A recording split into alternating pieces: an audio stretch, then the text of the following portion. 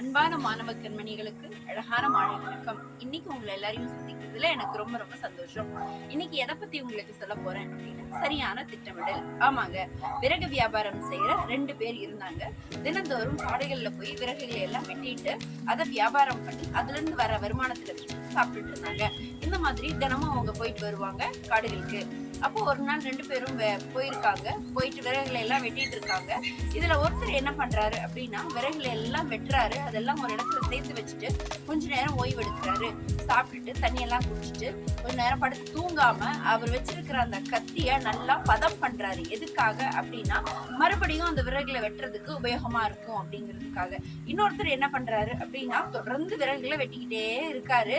அந்த கத்தி ரொம்ப நேரம் அது வெட்டிக்கிட்டே இருக்கிறதுனால அதோட பதத்தன்மை போயிருது. அப்ப வேகமா அவரால வெட்ட முடியல. அப்ப மாலை நேரம் ஆயிடுச்சு.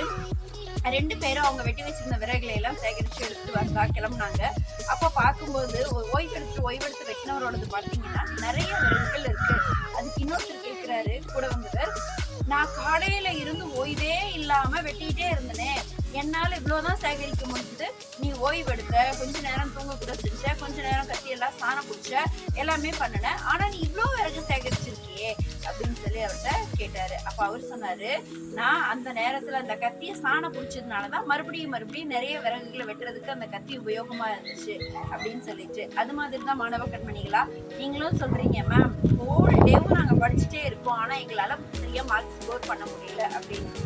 நீங்க விஷயத்த படிக்கும் போது கரெக்டா